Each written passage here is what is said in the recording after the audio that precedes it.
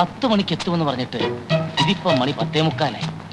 എനിക്ക് തോന്നുന്നത് ഡോക്ടർ അകത്തുണ്ടാവുമെന്നാ. ഈ കോമ്പൗണ്ടിന് ഒരു ഗേറ്റല്ലേ ഉള്ളൂ മഹാദേവ. അതെ. ആ വഴിക്ക് ഏതായാലും ഡോക്ടർ വന്നിട്ടില്ല. പിന്നെ ഏത് വഴിക്ക് അകത്ത് കയറിയിട്ടുണ്ടാവും? മണ്ണ് തുറന്ന് ഗുഹയുണ്ടാക്കി ആ വഴിക്കോ? നമ്മളിപ്പോ ഇവിടെ വന്നിട്ട് അരമണിക്കൂർ ആയതല്ലേ ഉള്ളൂ. അതിനു മുൻപേ ഡോക്ടർ വന്നിട്ടുണ്ടെങ്കിലോ? ഏയ്, എനിക്ക് തോന്നുന്നില്ല. അമ്മാവനെ ഒരു കാര്യം ചെയ്യും, ഒന്ന് അകത്ത് കയറി നോക്ക്. എന്തോന്ന്? ഡോക്ടർ എത്തിയൊന്ന്. അയ്യോ, അതെ, നീ എന്ന് നോക്കുന്നല്ലേ നല്ലത്. അമ്മാവൻ ചെന്ന് നോക്കുന്നതാ എനിക്കിഷ്ടം. അത് വേണ്ട. അമ്മാവൻ എന്റെ അമ്മാവനല്ലേ, അമ്മാവൻ മുൻകൈ എടുക്കണ്ടേ എല്ലാ കാര്യത്തിനും. എടാ, ഞാൻ മുൻകൈ എടുത്തി എന്നാലേ അകത്തുനിന്നൊരു പിൻകൈ വന്ന് എന്റെ കൊങ്ങാക്കി പിടിക്കും. അതേത് കൈ? ആസ്മാക്കാരന്റെ ബന്ധുവിന്റെ കൈ. അന്നടിച്ച് അടിയുടെ വേദന ഇന്നും എനിക്ക് മാറിയിട്ടില്ല. നിനക്കൊന്നും പോയി നോക്കിയാലെന്താ? നോക്കാവുന്നതേ ഉള്ളൂ. പക്ഷെ എന്റെ നക്ഷത്രത്തിൽ ഇപ്പൊ ജന്മശനിയാ.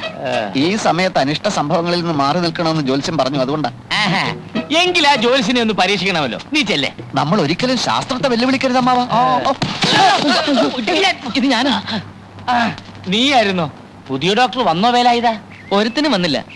സാർമാരെന്താ ഇവിടെ ഒളിച്ചു നിൽക്കുന്നേ? ഒളിച്ചതല്ല. ആസ്മാക്കാരന്റെ ബന്ധു അകത്തുണ്ടോ വേലായുധ? അത് ശരി. അപ്പൊ അവരെ പേടിച്ചൊളിച്ചതാണല്ലേ? ആസ്മി ബന്ധുക്കെ ഇന്നലെ പോയി. ഭാഗ്യം. ഇവിടെ ഒരു പാട് കാണുന്നുണ്ടോ? എന്താ? പോകുന്ന പോക്കില് അവരെന്നും തല്ലി. സാരമില്ല. ഈ മാസം നിനക്ക് 10 രൂപ അധികം ശമ്പളം തന്നേക്കാം. അതിരിക്കട്ടെ, ആസ്മാക്കാരൻ പോകുമ്പോ ഹോസ്പിറ്റൽ ബില്ലൊക്കെ സെറ്റിൽ ചെയ്തോ? ആ പ്രശ്നത്തിൽ എനിക്ക് അടി കൊണ്ടത്. പോവാന്ന് പറഞ്ഞപ്പോ ഞാൻ ബില്ലും കൊണ്ട് ചെന്നതായിരുന്നു. അമ്മ ഇത് കാറ് വരുന്നു. അത് ഡോക്ടറെ ഇത് പടക്കാണ്. ഡോക്ടർ ഇറങ്ങി വരുമ്പോ കൊടുത്തോളാം. സൂക്ഷിക്കണം കേട്ടോ, സൂക്ഷിക്കണം, സൂക്ഷിക്കണം.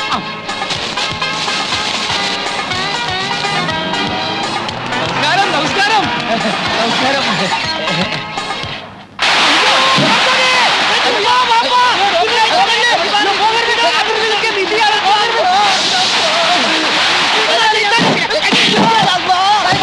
പടക്കമാണ്, പടക്കം. അതെ, നമ്മൾ വിചാരിച്ചു വെടിവെപ്പാണെന്ന്. എന്താ വിശ്വ ദീപാവലിയ? രണ്ടുമല്ല, ഡോക്ടർക്ക് സ്വീകരണം. അമ്മാവ, അയമൂട്ടി അച്ഛന്റെ ഒരു കുടിയാന്റെ മകനാണ്. അയമൂട്ടി ഡോക്ടർ വന്നില്ലേ? അപ്പൊ ഇതല്ലേ ഡോക്ടർ?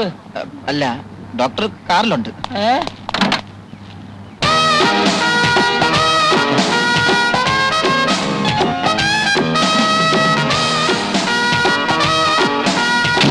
ഇതെന്താ, ആശുപത്രിയോ പൂരപ്പറമ്പോ?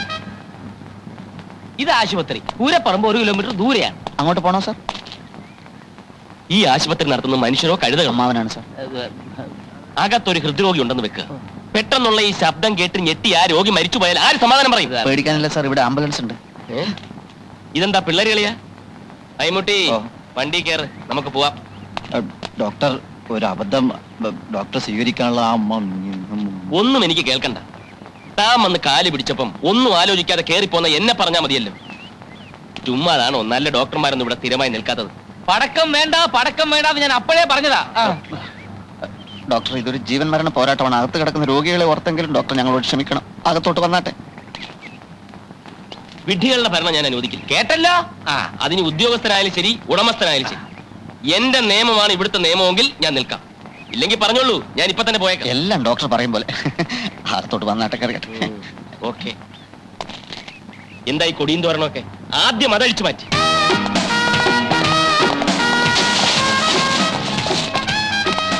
അതേ, ക്ഷമിക്കണം. പെട്ടെന്നുള്ള വെപ്രാളത്തിൽ ആളറിയാതെ പറ്റിപ്പോയതാ. അത് കുഴപ്പമൊന്നുമില്ല. അമ്മാവനത് പുത്തിരിയൊന്നുമല്ല.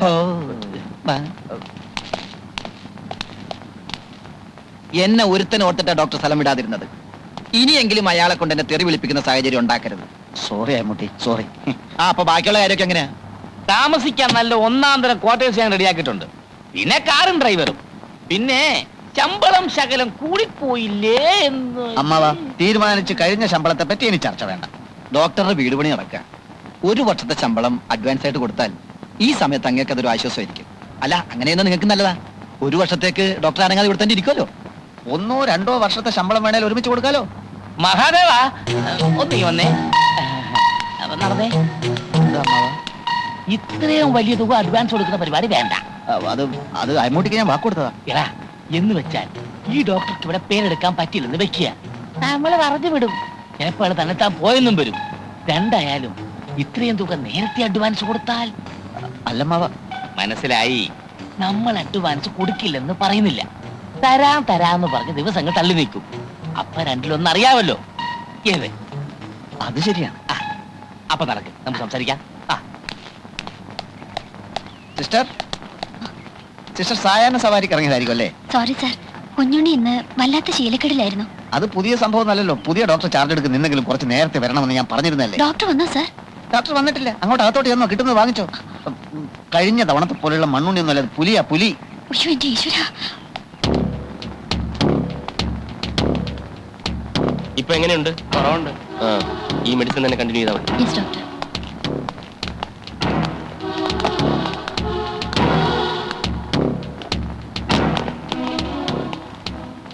രാവിലത്തെ ഇഞ്ചക്ഷൻ കിട്ടിയില്ല. കിട്ടിയില്ലേ?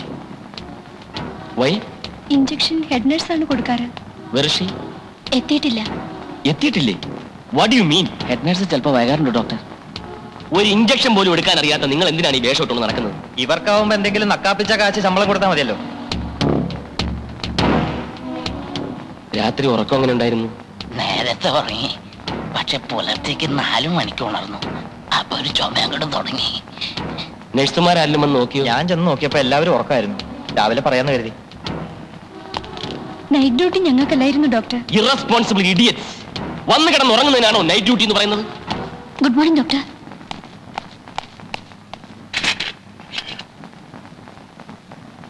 Stop it. മനസ്സിലായില്ല. ഇവരാണ് doctor head nurse. Oh, head nurse. ഞാൻ രാജഗോപാൽ. അബദ്ധത്തിൽ ഇവിടെ വന്ന് പെട്ട ഒരു പാവൻ ഡോക്ടർ. ഇഞ്ചക്ഷൻ മരുന്നൊക്കെ നിങ്ങൾക്ക് തോന്നുന്ന സമയത്തല്ല കൊടുക്കേണ്ടത്. പാവപ്പെട്ട രോഗികളുടെ ജീവൻ കൊണ്ട് പന്താടുകയാണോ? I'm sorry doctor. Shut your mouth. നിങ്ങൾ ഇട്ടിരിക്കുന്ന യൂണിഫോമിന് ഒരു പവിത്രതയുണ്ട്. ഹെഡ് നേഴ്സ് ആണത്രേ, ഹെഡ് നേഴ്സ്. എവിടാ നിങ്ങൾ നഴ്സിംഗ് പഠിച്ചത്? ആരാ നിങ്ങളെ നഴ്സിംഗ് പഠിപ്പിച്ചത്? ഫ്ലോറൻസ് നൈറ്റിംഗേലിനെ പറ്റി കേട്ടിട്ടുണ്ടോ? അവരും നിങ്ങളെപ്പോലെ ഒരു സ്ത്രീയായിരുന്നു. രോഗികൾക്ക് വേണ്ടി സ്വയം സമർപ്പിക്കാനുള്ള ഒരു മനസ്സില്ലെങ്കിൽ ഈ യൂണിഫോം അഴിച്ചു മാറ്റി വല്ല കൂലിപ്പണിക്കും പോയിക്കൂടെ നിങ്ങൾക്ക്?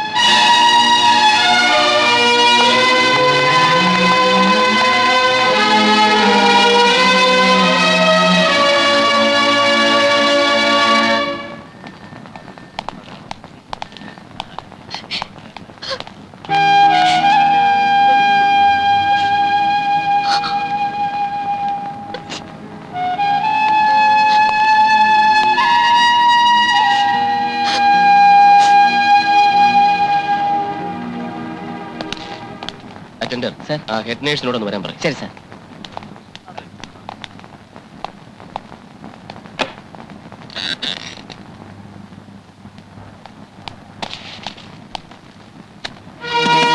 May I come in, sir? Yes.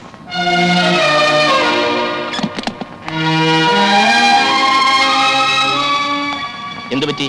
കണ്ണിൽ കരട് പോയോ? ഞാൻ മനഃപൂർവ്വം വൈകിയതല്ല ഡോക്ടർ. പക്ഷെ ഞാൻ മനഃപൂർവ്വം സിസ്റ്ററിനെ വഴക്ക് പറഞ്ഞതാണ്. സിസ്റ്റർ നേരത്തെ വന്നിരുന്നെങ്കിലും ഞാൻ വഴക്ക് പറയുമായിരുന്നു. അപ്പം മറ്റെന്തെങ്കിലും കാരണം ഉണ്ടാക്കുമെന്ന് മാത്രം. സിസ്റ്റർ, ഇതൊരു സ്വകാര്യ ആശുപത്രിയാണ്. ഒരു പുതിയ ഡോക്ടർ ഇവിടെ ചാർജ് എടുത്തിരിക്കുന്നു. അയാൾക്ക് രോഗികളുടെ വിശ്വാസം നേടിയെടുക്കണം. അതിനുള്ള സമയമോ വളരെ കുറച്ചു. രോഗികളോട് സൗമ്യമായി, സ്റ്റാഫിനോട് ക്രൂരമായി അങ്ങനെ പെരുമാറുന്ന ഡോക്ടറോട് രോഗികൾക്ക് വലിയ മതിപ്പാണ്. അതൊരു ചിന്ന മനഃശാസ്ത്രമാണ്. അല്ലാതെ സിസ്റ്റർ ഇച്ചിരി താമസിച്ചു പോയി എന്നുള്ളത് വലിയ കുറ്റമൊന്നുമല്ല. ഞാൻ പ്രായച്ചിത്തം ചെയ്യാം. എന്ത് ചെയ്യണം പറഞ്ഞോളൂ. പറഞ്ഞ വാക്കുകൾ തിരിച്ചെടുക്കാൻ പറ്റുമോ? ആ സംഭവമേ വിട്ടേക്ക്.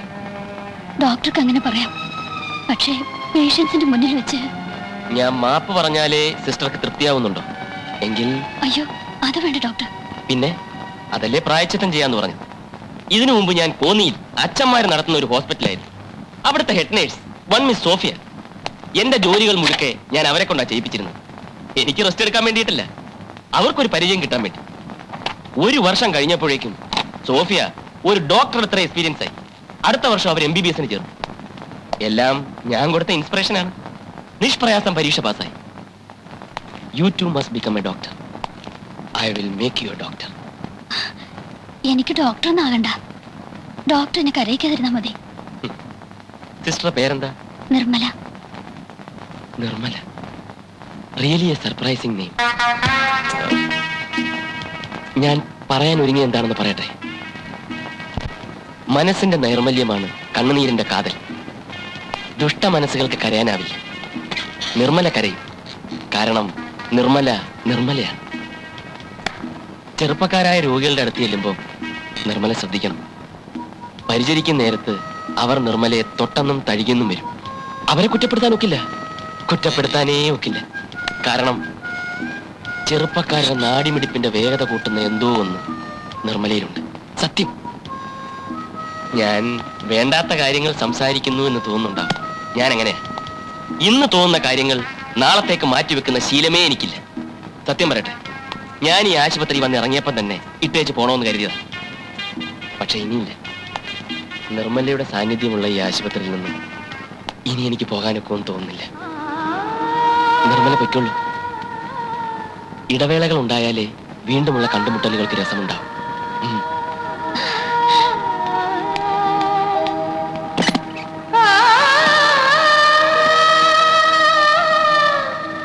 ഡോക്ടർ നിർമ്മല ഓർമ്മ വേണം.